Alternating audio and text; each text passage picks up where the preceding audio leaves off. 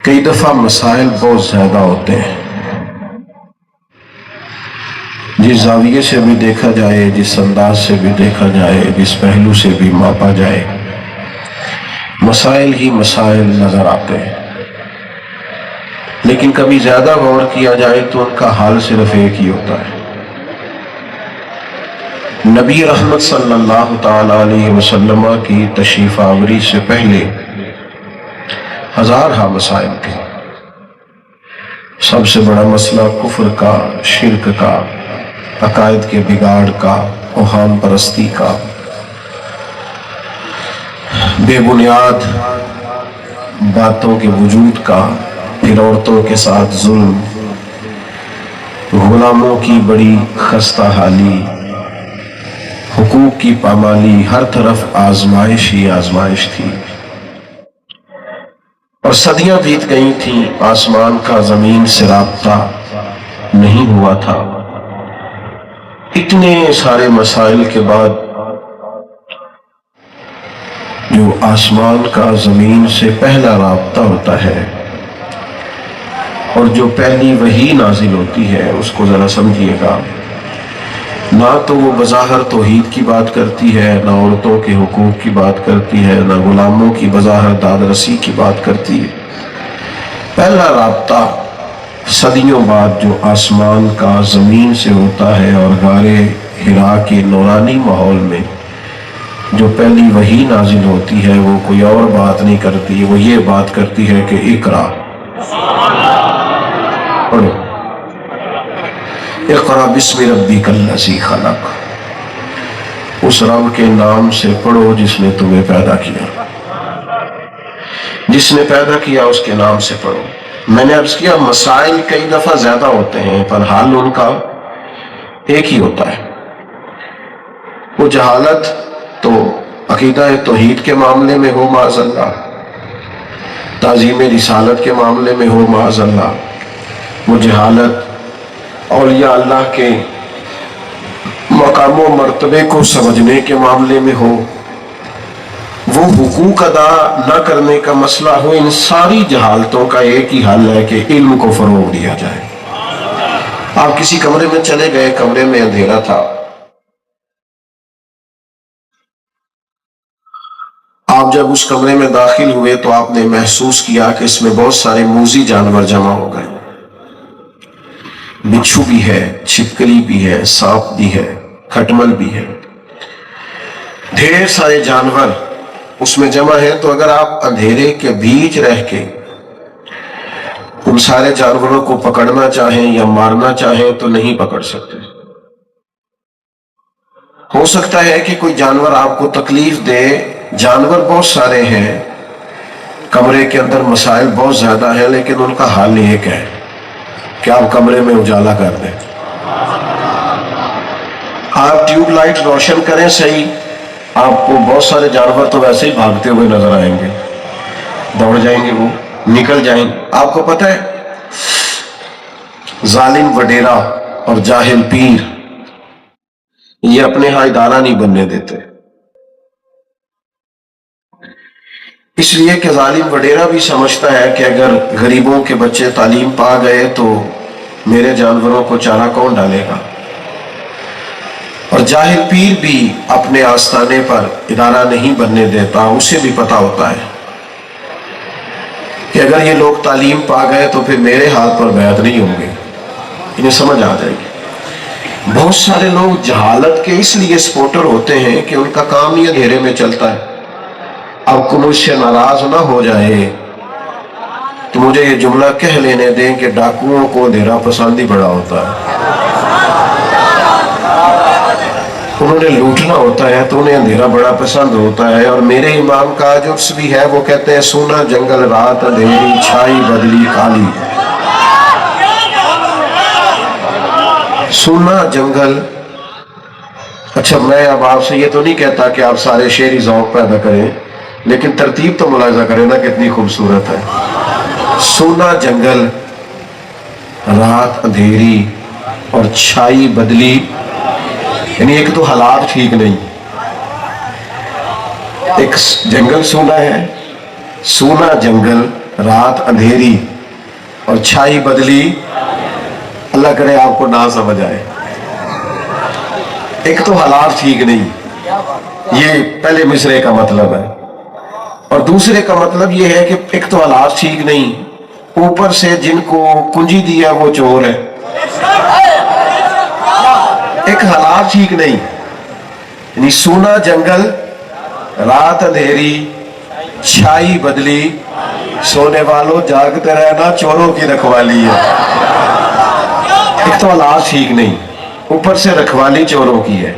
اور یہ جو سونا ہے نا، ایک تو وہ والا سونا ہے نا جو نیند آنے پہ سونا ہے، اور ایک وہ والا سونا ہے جو قیمتی بڑا ہوتا ہے.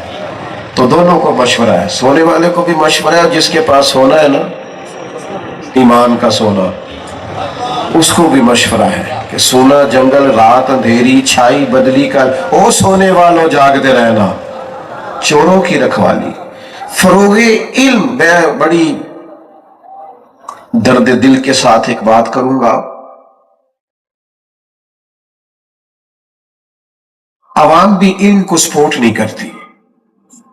ہمارا مزاج علمی نہیں، سننے سنانے کا مزاج ہے، سیکھنے سکھانے کا نہیں.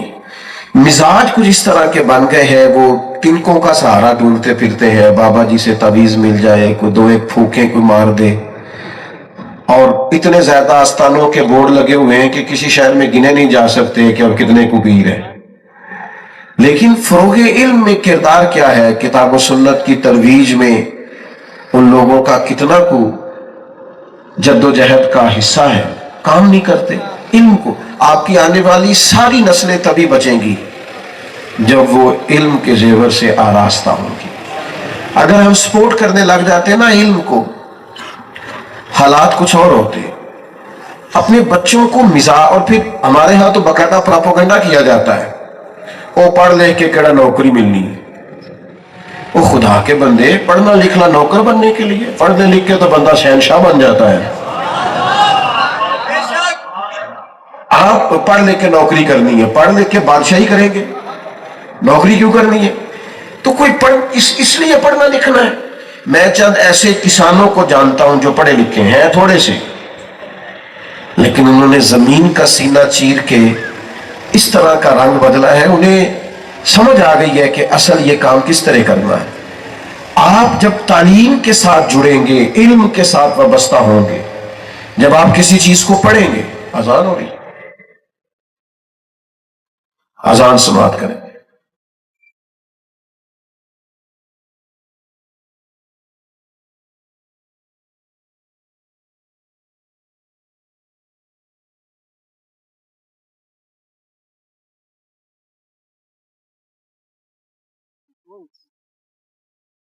Saber.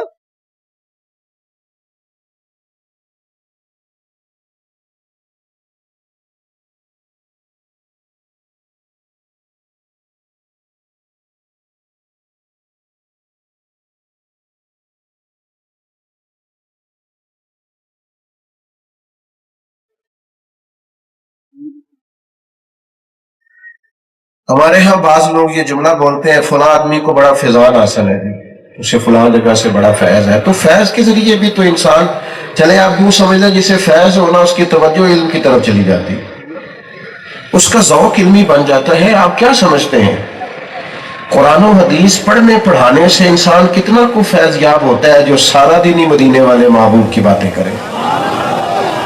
اس پر کتنا کو وہ رنگ چڑھتا ہے، کتنی کو وہ خصوصیت چڑھتی ہے. وہ کبھی قرآن مجید کی آیات کی تفسیر کر رہا، کبھی احادیث مبارکہ کی شرح کر رہا، کبھی وہ تطبیق پیدا کر رہا، کبھی وہ اس سے مسائل اخذ کر رہا، کبھی وہ کسی طرح سے کسی چیز کو سمجھا رہا. علم کا ذوق ہو. میں آپ کی خدمت میں عرض کروں گا، تھوڑی تھوڑی نا طبیعت بنائیں، آپ سیکھنا شروع کریں. یہ بڑا خوبصورت کام ہے. بندے کو شوق لگ نہیں جاتا، اس شوق لگائیں پڑھنے پڑھانے کا. اعلیٰ حضرت رحمت اللہ علیہ سے جب کسی نے پوچھا کہ علم کے ذرائع کیا ہے، تو فاضل بریلوی رحمت اللہ علیہ نے فرمایا باقاعدہ کسی عالم کے پاس بیٹھنے سے بھی علم آتا ہے، افواہ رجال سے بھی علم آتا ہے، صحبت علماء سے بھی علم آتا ہے. آپ آئیں جائیں بیٹھیں، مسائل پوچھیں، کچھ وقت گزاریں. میں نے بہت سارے ایسے لوگ دیکھے ہیں جو علماء کی صحبت میں رہتے ہیں، بڑی سنجیدہ گفتگو کرنے لگتے ہیں، ان کو چیزوں کی سمجھ آنے لگ جاتی ہے، چیزوں پر غور کرنے لگ جاتے ہیں۔ تھوڑا تھوڑا ذوق بنائیں، اگر آپ بالغ ہو گئے تو مسائل نماز کو سیکھیں۔ اچھا آپ یقین کریں، ہر کام کا ایک ذائقہ ہوتا ہے، یہ مسائل سیکھنے کا بھی ایک ذائقہ ہے۔ یہ آپ کبھی پیدا تو کریں، آپ کو مزہ آئے گا، یہ بڑا لطف ہے۔ ہم نے دیکھا ہے لوگ ایک دوسرے کو سوال بھیجتے ہیں، مسئلہ پوچھتے ہیں، کہتے ہیں جناب اس پہ یہ رائے بھی ہے، اس پر فلاں امام کا یہ قول بھی ہے، یہ بھی ایک مزیدار کام ہے، اس سے بڑا لطف آتا ہے۔ مسائل نماز سیکھیں، آپ حقوق العباد کا علم سیکھیں۔ یہاں علماء بیٹھے ہیں، میں حوالہ بھی کیا پیش کروں، حضور علیہ السلام نے فرمایا انصاب کا علم بھی سیکھو، رشتوں کا علم سیکھو، تمہیں صلہ رحمی کرنے میں آسانی ہو۔ ہمیں چیزوں کو سیکھنا چاہیے، غور میں بڑی ذمہ داری سے کہا کرتا ہوں، پھر عرض کرتا ہوں، اگر ساری عوام کو پتہ چل جائے نا شادی سے پہلے کہ 3 طلاقیں اکٹھی دینے سے طلاق واقع ہو جاتی ہے، پر سارے بچوں کو رٹایا جائے شادی سے پہلے، بہت سارے گھر ٹوٹنے سے بچیں۔ لیکن ہم کیا کریں، ہم نے یہاں بھی رٹے رٹائے موضوع بیان کرنے ہوتے ہیں، یہاں بھی مہینے کے حساب سے جمعہ ہوتا ہے، لوگ اس طرف تو آتے نہیں کہ قوم کو باشعور کیا جائے، مسائل سیکھیں۔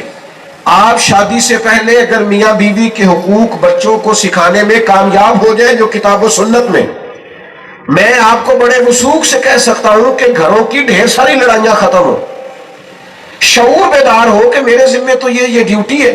ہم سیکھتے نہیں، ہم نے نا مطلب صاحب کہتے ہیں میری دکان پہ میری فیکٹری پہ آ کے نا ذرا بچوں سے قرآن مجید پڑھا دیں، میرا خیال ہے وہ اس لیے پڑھواتے ہوں گے کہ پہلے ذرا تلاوت کرائیں، کیونکہ میں نے فیکٹری قرآن کے حکم کے مطابق چلانی، اس لیے کراتے ہیں تلاوت۔ کیوں کرواتے ہیں؟ اچھا مجھے بتاؤ، فیکٹری اور دکان شروع سے کرنے سے پہلے قرآن مجید کی تلاوت کرائی جائے، اس سے زیادہ برکت ہوگی، یا فیکٹری چلائی اس طرح جائے، دکان چلائی اس طرح جائے جو قرآن و حدیث میں آیا ہے؟ پتہ ہے اس کی برکت کتنی ہے؟ اس کی برکت بتاؤں، عمر بیت گئی حضور کے قدمین شریفین تک پہنچنے کے لیے، اور معراج ہے کسی صوفی کی کہ وہ محبوب کے قدموں تک کوئی درویش پہنچ جائے، اور میرے نبی کریم علیہ السلام نے فرمایا جو سچ بول کے تجارت کرے گا نا، اللہ اسے قیامت کے دن نبیوں کے ساتھ جگہ عطا فرمائے گا۔ آپ یہ سیکھیں۔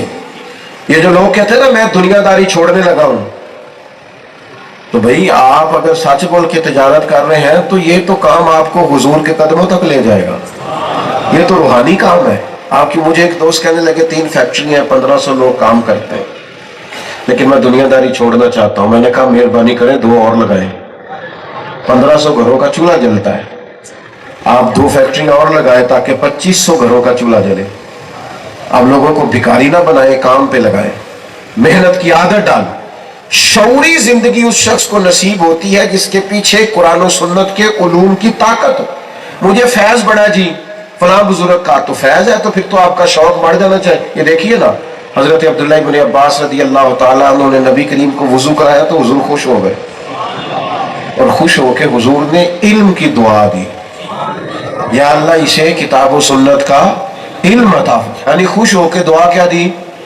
بولنا ہے آپ نے، علم کی دعا دی نبی پاک، اللہ اسے علم دین عطا فرما۔ آپ بات کو سمجھیں، یعنی محبوب جب پورے راضی ہو گئے نا تو حضور کے سینے کا فیض یہ ہے کہ علم کی دعا عطا فرما رہے، پورے خوش ہے جب جناب رسالت مآب صلی اللہ تعالی علیہ وسلم۔ اور پھر کیا، وہ جس طرح آج کل سارے پیروں کے بچوں کو علم لدنی آ گیا نا، سارے ہی اللہ خیر کرے کہتے ہیں اس کو فیض بڑھا ہے۔ میں نے کہا کمال ہو گئی ہے، سارا فیض آپ کے گھر میں رہنا ہے، باہر تو بالکل نہیں جا سکتا میرا خیال ہے، یہ بھی شہزادہ ہے وہ بھی شہزادہ ہے، کیسے کام چلے؟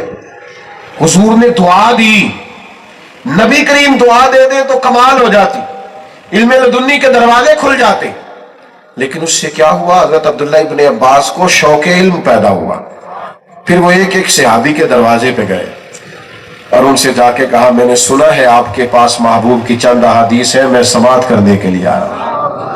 اب تو ہمارے ہاں تو رواج اب بڑا کم ہو گیا ہے، مفتی صاحب جانتے ہیں، محدثین کی ایک طرز یہ بھی ہوتی تھی کہ وہ کسی کو بزرگ جانتے تھے تو سفر کر کے جاتے تھے، اور کہتے تھے میرا دل کرتا ہے میں ایک حدیث آپ سے پڑھ کے نہ تو آپ سے سند لوں. میں شاگرد، یہ شوق ہوتا تھا کہ میں فلاں جگہ سے کچھ سما کروں، یہ درد ہوتا. اور لوگ اس کے لیے گھومتے تھے، بڑا بڑا زمانہ جاتے تھے. آپ نے ناراض نہیں ہونا، ہمارا نا محنت کا ذوق نہیں. اب میں نے علماء کی باتیں سب کو تو نہیں نا بتانی. ویسے یہ کہ جو گوگل سے جمعہ تیار کرتا ہے، کرتا تو زیادتی ہے نا. اسے چاہیے تو یہی نا کہ کتابیں کھولا کرے. ناراض ہو گئے ہو تھوڑی مہربانی، علماء طلباء نو ناراض کر کے اسی بچنا کہیں گے. صرف عرض کر رہا ہوں آپ وہاں سے بھی لیں اگر کوئی امدادی چیز آپ کو ملتی ہے مستند. میں کو منع نہیں کر رہا، ناجائز نہیں کہہ رہا، لیکن جو کتابوں کی ورق گردانی سے انسان کو نفع آتا ہے. وہ جو ہمارے بزرگ کہتے تھے صبح سے شام تک بیٹھا ہوں میں حوالہ ڈھونڈ رہا ہوں، کوئی اس کا مزہ تھا، اس کا کوئی سرور تھا. تو عوام سے یہ بات عرض کرنا چاہتا ہوں کہ علمی ذوق پیدا کریں، اور پھر اس کام کو آپ سمجھیں کہ صرف تسبیح پڑھنے سے ہی اللہ کا قرب نہیں ملتا، کتاب و سنت کھولنے سے بھی اللہ کا قرب نصیب ہوتا ہے، اور سب سے زیادہ نصیب ہوتا ہے، سب سے زیادہ. مسجد شریف میں محبوب پاک علیہ السلام تشریف لائے تو 2 حلقے بنے ہوئے تھے. ایک جگہ لوگ بیٹھ کے اللہ کا ذکر کر رہے تھے، اور دوسرے حلقے میں بیٹھ کے لوگ تعلیم حاصل کر رہے تھے. ایک شخصیت پڑھا رہی تھی، باقی پڑھ رہے تھے، ایک سنا رہے تھے، باقی سن رہے. تو محبوب کریم دونوں حلقہ جات کے بیچ کھڑے ہو کے فرمایا دونوں ہی خیر کا کام کر رہے ہیں، پر مجھے چونکہ معلم بنا کے بھیجا گیا ہے. تو حضور اس حلقے میں بیٹھے جہاں دین سیکھا اور سکھایا جا رہا تھا. آپ سے میں یہ اپیل کروں گا کہ ایک تو وہ بچہ داخل کرانے آئے ایک صاحب میرے پاس مدرسے میں، تو ان کی ابھی عمر اپنی کوئی 35-40 سال کے قریب تھی. تو کہنے لگے یہ بچہ نا آپ حفظ میں داخل کر لے، ہماری بھی بخشش کا ذریعہ بن جائے گا. عموماً اسی طرح کے جملے لوگ بولتے ہیں. تو میں نے انہیں کہا کہ اللہ خیر کرے، آپ خود بھی پڑھیں، ابھی 35-40 سال تو عمر ہے، آپ کنجوں کی بخشش کا ذریعہ خود بن جائے. آپ نے ابھی سے اسی پہ تقیہ لگا لیا ہے. آپ خود پڑھیں، آئیں رات کو بیٹھے اساتذہ کے پاس حاضری دیں، شروع کریں. تو میں آپ کی خدمت میں عرض کروں گا کہ آپ جس عمر میں بھی ہیں، کسی نے دیکھنا تو میں دکھاؤں گا جس شخص نے 65 سال کی عمر میں قرآن مجید حفظ کیا. اللہ نے تو اسے آسان کر دیا یاد کرنے والوں کے. ہم نے ایسے لوگ دیکھے جنہوں نے 40 سال میں پڑھنا شروع کیا کتابوں.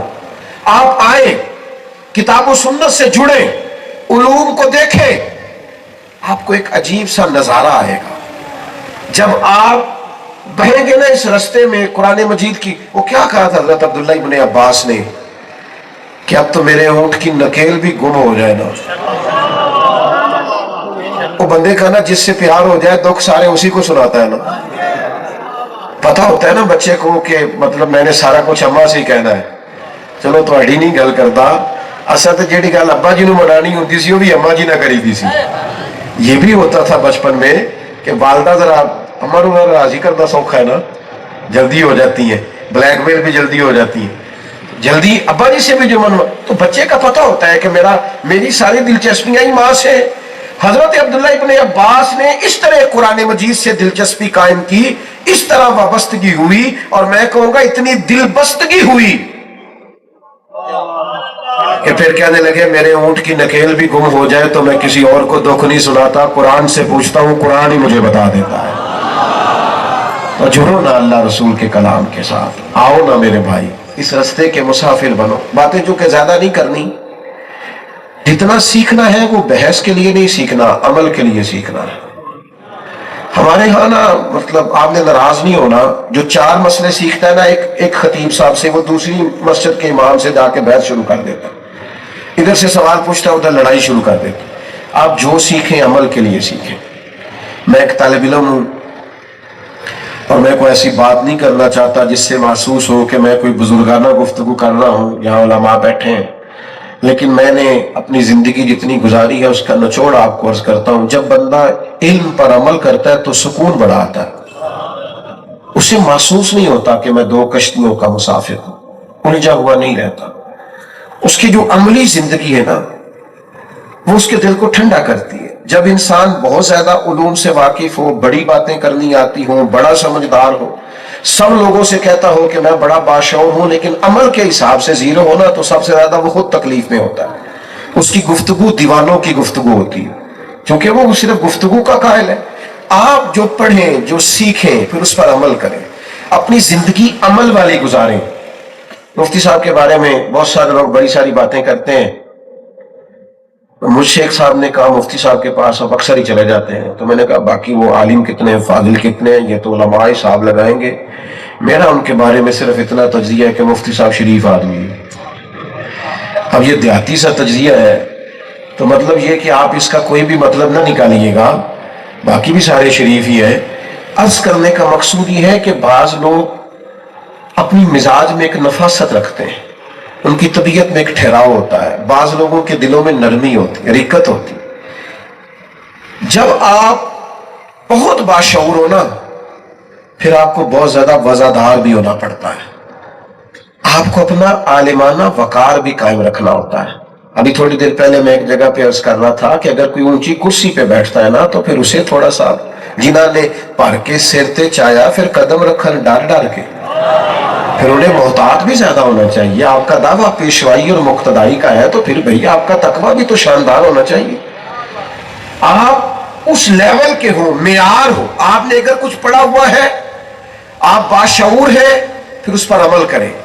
आप गुफ्तगू ना सुनाएं कि जनाब वो मैं तो फलां डिग्री रखता हूं, तो मैं तो जनाब बीबीए किया हुआ हूं, तो मैं तो एमएससी। ठीक है, आप होंगे, लेकिन आपका उठना बैठना बताएगा आप कितने तालीम याफ्ता। मैं एक दफा फ्लाइट में सफर कर रहा था, उम्रे की फ्लाइट थी, तो एक बुजुर्ग दाखिल हुए। तो अब जाहिर है सारे लोग तो नहीं ना जानते, अक्सर सफर नहीं करते उमरा शरीफ का सफर, बहुत सारे लोग देहाती भी करते हैं और कई दफा पहला भी होता है। तो जिस तरह उनको अंदर आए, जो सीट खाली देखी उसमें बैठ गए। तो अमला जहाज का उनको उठाने लगा कि आप यहां से उठिए और सीट नंबर जो है आपका, उसके मुताबिक आप अपनी नशिस्त पे तशरीफ ले जाए। तो पीछे एक जवान बैठा था, तो वो कहने लगा है साढ़े पिंड के बंदे नहीं सियाने हो सकते, किधर तालीम पढ़ी हो गई थी, उन्होंने पता हो गया ना।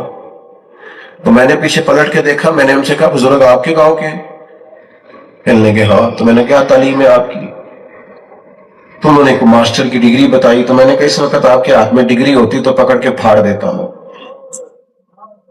अगर आपको पता चल गया था ये आपके गांव के हैं, बेचारे सादा है, तो फिर तो आपको उठ के इनको पकड़ के लाना चाहिए, फिर तो आपको इनको नशिस्त पे बिठाना चाहिए था, सीट बेल्ट अपने हाथों से बांधना चाहिए था, पानी की बोतल पेश करनी चाहिए, और ये कहना चाहिए था बुजुर्गों में फलां जगह बैठा हूं, जरूरत पड़ी तो आवाज दे लीजिए। ये सिखाया आपको। ये तो आसान काम है किसी को जाहिल कह के जान छुड़ाना, तो आसान है। लेकिन मेरे नबी करीम का कमाल ये है कि हुजूर ने जाहिल कह के लोगों को छोड़ा नहीं, बल्कि पकड़ के आलिम बना दिया है, मुक्तदा और पेशवा बना दिया है। खुद न थे जो राह पर औरों के रहबर बन गए, खुद न थे जो राह पर औरों के हादी बन गए। वो क्या नजर थी जिसने मुर्दों को मसीहा कर दिया, वो क्या नजर थी जिसने मुर्दों को मसीहा कर दिया। तो शऊर बांटे, शऊर। अगर आप बहुत पढ़े लिखे हैं और आपके माँ बाप अनपढ़ हैं, तो फिर आपके हौसले का पता चलेगा, फिर आपके हौसले का पता चलेगा। इमाम आजम से बड़ी मिसाल मैं कहां से लाऊं? एक खतीब थे, एक वाइस थे बगदाद के, कूफा के। तो इमाम साहब की अम्मा इमाम साहब से कहा करती उनसे जाके मसला पूछ के आए। तो इमाम साहब कहते हो तो मेरा शागिर्द है। तो कहती नहीं, आप उसी से पूछें, कई लोग मारूफ हो जाते हैं ना, उन्हीं से पूछे। तो इमाम साहब अपनी ये है इल्म, ये कुरान ने कहा उफ नहीं करना तो नहीं की, जिद नहीं की। गए जाके उस शख्स से कहा जनाब मसला बताइए। तो वो कहने लगे उस्ताद जी मैंने मसले बताने, मसला तो आपने बताना है। तो फरमाने लगे मेरी अम्मा चूंकि आप पे मुतमईन होती है, तो इस सवाल का जवाब मैं आपको बताता हूं, फिर आप मुझे बताएं। तो फिर आपका नाम लेके मैं अपनी अम्मी को बताऊंगा। ये है इल्म का कमाल कि आप अपनों के लिए फिर नरम दिल हो जाए, फिर आपका रंग और हो जाए, फिर तर्ज जिंदगी और हो जाए। तीसरी और आखिरी बात आपकी खिदमत में यह करनी है, इतनी बड़ी तादाद में आप यहां जमा हैं, इतने सारे लोग आप यहां आए हैं। अब हमें ना किताब और सुन्नत के मुताबिक अपने आप को ढाल लेना चाहिए। नमाज फर्ज है, मेरा ख्याल है इसके लिए बंदे का ग्रेजुएट होना जरूरी तो नहीं है, तो पैदाइशी नहीं पता होता कि फर्ज है। बोले सबको पता है ना फर्ज है, میرا خیال ہے جس نوکری پہ جاب پہ جا کے آپ بیٹھتے ہیں پہلے آپ کو اس کے لیے پی ایچ ڈی کا مقالہ نہیں لکھنا پڑتا کہ یہاں میرے لیے حلال کیا اور حرام کیا ہے۔ یہ فطرتاً نہیں پتا ہوتا بندے کو کہ درست کیا ہے نادرست، عمل کیوں نہیں کرتے۔ کتنی کو تقریریں ہم نے سننی ہے زندگی میں، کس قدر زیادہ مزید ہمیں نصیحتوں کی ضرورت ہے۔ اب ہمارے بزرگ تقریریں بڑی کم کرتے تھے۔ حضور مفتی اعظم ہند چند ایک بیانات، اعلیٰ حضرت رحمۃ اللہ علیہ کبھی گفتگو کرتے تو کتاب سے دیکھ کر، ان کے عمل سے لوگوں کو پتہ چل جاتا تھا کہ مسئلہ شرعی کیا ہے، ان کے کردار و عمل سے۔ پیران مشرق کے خاموش، وہی حضرت باعزید بستامی فرمایا کرتے، جس نے ہماری خاموشی سے کچھ نہیں سیکھا اس نے پھر ہماری گفتگو سے کیا سیکھنا۔ مسلمان دوستو، اب اشاروں کی باتیں سمجھو۔ جو فلسطین کے ساتھ ہو رہا ہے کسی سے پوشیدہ نہیں ہے، جو کشمیریوں کے ساتھ سالوں سے ہو رہا ہے کسی سے ڈھکا چھپا۔ نسلیں بدل گئیں پر ظلم نہیں بدلا۔ لوگ قبروں میں دکھ لے کے چلے گئے لیکن ان کے لیے کوئی مسیحا اٹھ کے نہیں آیا۔ جو برما کے مجبوروں کے ساتھ ہوا کسی سے ڈھکا چھپا، کتنی کو بار لیبیا کٹا ہے، شام سارا یتیموں سے بھرا ہوا ہے۔ میں کیسے آپ سے بات کروں، کن لفظوں سے آپ کو سمجھاؤں کہ مسلمان جب تک مسلمان بن کے جینا نہیں سیکھتا۔ ہمارے استاد صاحب فرمایا کرتے تھے دین کا کام مزدوروں کی طرح کرنا، مزدوروں کی طرح مشقت کرنا، یہ مشقت سے کام ہوگا۔ ہم کوئی عملی جدوجہد ہی نہیں کر رہے۔ مجھے بتائیے اپنے دین کی ترویج کے لیے، ملک و ملت کی خدمت کے لیے ہم نے کیا خدمات سر؟ اتنا پیارا ہے ہمیں آرام، پروٹوکول، اپنی زندگی، اپنے آپ سے پیار، اپنے لیے ہر وقت جینا، اپنے حق میں باتیں کرنا۔ انقلاب کیا آیا؟ ہم نے ایسے بزرگوں کے حالات پڑھے کہ کوئی شخص کہتا تھا نا کہ میں تو صبح صبح منڈی جاتا ہوں سحری کے وقت، تو اس وقت اگر میں آپ سے پڑھ لیا کروں تو کہتے تو اس میں لے آ جائے گا، میں پڑھاؤں گا، میں بھی تہجد پڑھ لوں گا، تجھے بھی سبق دے دوں گا۔ بھائی آپ سب اور میں مل کے کوشش کریں، شعور کو بیدار کریں، کتاب و سنت سے جڑیں، اپنے آپ کو اداروں سے وابستہ کریں، مدارس میں چل کے جایا کریں، ہفتے کا ایک کا دن کسی ادارے میں گزارا کریں۔